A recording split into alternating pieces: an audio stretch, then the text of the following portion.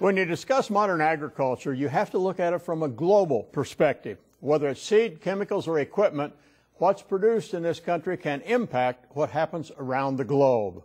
That message was driven home at the recently completed Ag Connect Expo in Orlando, Florida.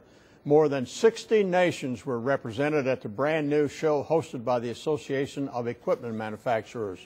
This morning, we're going to take an in-depth look at the global perspective of American agriculture. We begin with an interview with the Senior Vice President of Global Marketing Services at John Deere. Farm Journal's Margy Fischer begins our conversation with Doug DeVries, where we discuss not only Ag Connect, but the outlook for 2010. Well, I think Ag Connect is a great linking point, if you will, for the broader business of agriculture. And certainly the Ag AEM and the Ag equipment manufacturers are the basis of the starting point of the show. But this is an opportunity to bring all of agriculture together to share in the opportunities that exist to communicate, talk to producers, and share new technologies, new opportunities, and new directions. And this is a show here in North America, but its reach is much farther than just this continent, correct? Oh, it's much broader than that. You know, the agriculture as an industry is probably as global as any industry that exists today. And I think we've always felt that to be able to truly provide a value to the producers who are really dealing in a business at a global level is to provide a global perspective on the business. So we're not only providing insight into a broad range of global opportunities, we're also opening this up to a number of global participants who are actively engaged in agriculture all over the world today. And from your perspective at John Deere, tell me a little bit about how the machinery market in the United States will shape up in 2010.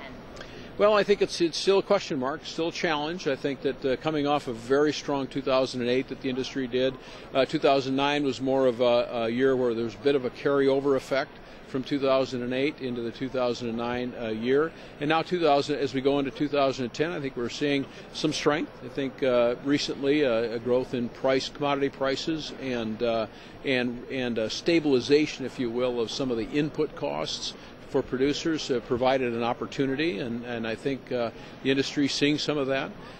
We'll see how that plays out as we get closer to spring, and planting intentions become more clear, and the impact of the 2009 harvest becomes more impactful on the business. When you discuss global economy, it inevitably leads to a conversation about a growing population.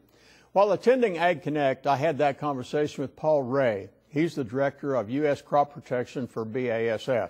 We talked about growing global demand, but we also discussed the need for America's producers to discuss the benefits of technology outside farming circles.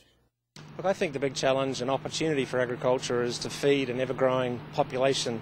As we know, within the next 30 to 40 years, there will be close to 9 billion people on the face of the earth. That's a huge increase from where we stand today at a little over 6 billion. So agriculture has got a huge challenge ahead of itself to keep up with that demand. But I feel confident because we've done such a good job of keeping up with that demand in the last 40 years, and the way farmers have embraced new technology and the way companies like BASF have invested in innovations will enable us to meet that challenge. Well, let's move then to the United States. What do you see as the challenges for the United States specifically? I think the challenge is obviously expanding our potential in terms of meeting that world population and expanding our production capability, but staying connected with the consumer of those products. I'm personally concerned about the reputation and the perception that people have of agriculture at the moment. I think we maybe haven't interacted and participated in that debate as much as we should, and it concerns me that often agriculture is positioned as the problem to a lot of issues we have, not the solution. And yet I think we have a great role to play. I think we have a great story to tell. Maybe we're not as proactive in actually telling that story as often as we should. What steps do you think could be taken, or what should we be thinking about in order to solve that particular problem? I think for me it's understanding the facts. Agriculture has, as I said, a great story to tell, but we don't very often tell that story very well at all. And for, I think, everyone involved in agriculture, it's really to get informed, understand what agriculture is doing about issues such as sustainability, climate change and the likes, and how we're embracing this technology and how well it's tested and proven, and then really communicating that to all our friends and associates who may not have an interest, a direct interest in agriculture, but obviously consume food and the output of all that we do.